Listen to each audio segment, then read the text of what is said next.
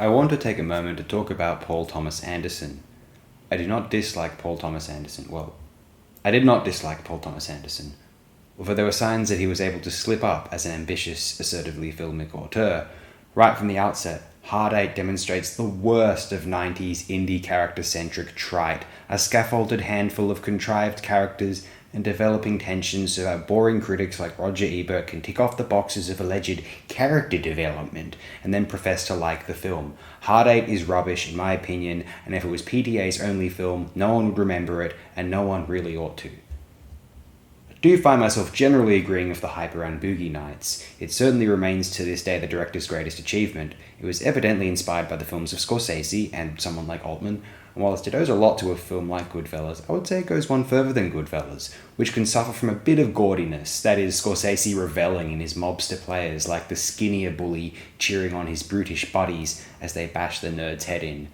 Boogie Nights treats its characters with a degree of sensitivity, not judging them for their choices, in this case getting involved in the adult entertainment industry, and not acting shy about the consequences which befalls them, whether it be how others react to them due to this association, or how the hedonistic traits of such a career engender the self-destructive recklessness and instability of characters who otherwise got into the industry for seemingly relatively benign reasons.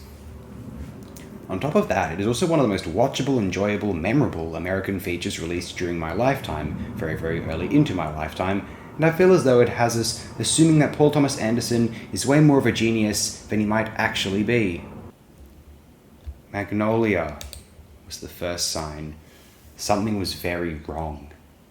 No one with sense would think that that film was worth releasing, let alone had something to share of poignance about this world.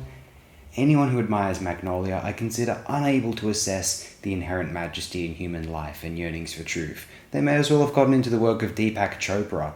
To me, they fell victim to a con, and they can't even articulate why it entranced them so much. They just fell for the smoke and mirrors and came out of it thinking it was brilliant because we're all connected or whatever.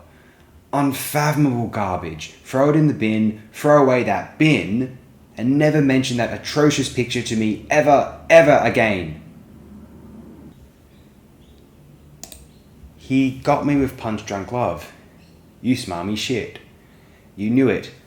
I'm going to have them utterly emotionally devastated and involved in crazy old Barry's insular antics. And you did, didn't you? The film moves me, and being there never moved me. I have to be honest, and yet, I don't know. PDA sold me on his efforts here. I applaud him for this film. It remains close to his best film, which is, oddly, a disappointing fact in of itself. I always thought There Will Be Blood was a touch overrated. I admire the film, well shot, fairly well scripted, generally very well performed, but I never saw what I was supposed to take away from it. The Daniel Plainview show? American greed is greedy? What a tough life this was for everyone? This is America, son? I don't know, very fine film. One of the better, certainly English language or American films of that year, but one of the best of that decade, let alone of all time.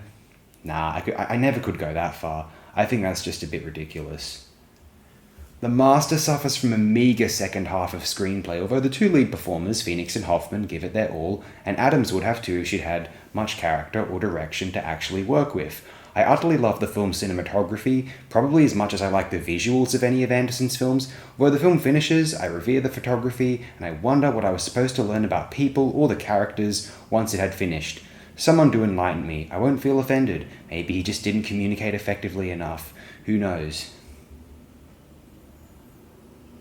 Then one of my favourite of PDA's films is actually the once heavily maligned, because RLM didn't like it so no one was apparently then allowed to, 2014's Inherent Vice. Whilst it could never ever live up to its first trailer, why so many were rather disappointed with it at first, I suspect, Inherent Vice, once we accept it for what it is, maybe underwhelmingly is one of Anderson's most likeable, rewatchable, and actually impressive films. A superlative recreation of 1970 Los Angeles, one of the more enjoyable protagonists in American films from the 2010s, a beguiling fever dream plot and consciously imbued with memorability and holistic identity on an almost scene-by-scene basis, every scene a short film project in and of itself, one of the more admirable films from its year of release. Phantom Thread, Possibly my second favourite of his after Boogie Nights. Breathtakingly performed, gorgeously shot, and by PTA himself, maybe he can be a superior cinematographer to director, or more consistent. Keep at it, Mr. Anderson. And with an excellent screenplay, Phantom Thread was one of the more traditionally impressive English language features released through the entire 2010s. We're not even going to get into the crap that is his next two features, but I think it's safe to say that in the 2020s, PTA has gone completely downhill, and if you don't agree, we can't be friends, you don't deserve friends, and I don't want you to interact with me until you realise how damned wrong you are on this matter. Okay, thank you very, very much. Films from 1997 on a par with Boogie Nights: David Lynch's Lost Highway, Wong Kar-wai's Happy Together, Naomi Kawase's Mona and Suzaku, Sharon Osbourne's The House, Straben Huye's From Today Until Tomorrow, Fred Kellerman's Frost, An Ambiguous Report About the End of the World by Juraj Jakubisco, Cure by Kiyoshi Kurosawa, Downfall by Im Kwon-taek, Four Corners by James Benning, Gattaca by Andrew Niccol, Greenfish by Lee Chang-dong, Hanabi by Takashi Kitano, In the Company of Men by Neil LaBute, Jackie Brown by Quentin Tarantino, Labyrinth of Dreams by Gakuru Ishii, London Brief by John Jost, Princess Mononoke by Hayao Miyazaki, Public Housing by Frederick Wiseman, The End of Evangelion by Hideaki Anno and Kazuya Tsurumaki, The River by Siming Liang, Train of Shadows by Jose Luis Guerin, Voyage to the Beginning of the World by Manuel de Oliveira, perhaps Gary Oldman's Nil by Mouth, maybe but maybe not quite Paul Verhoeven's Starship Troopers, and maybe Hal Hartley's Henry Fool.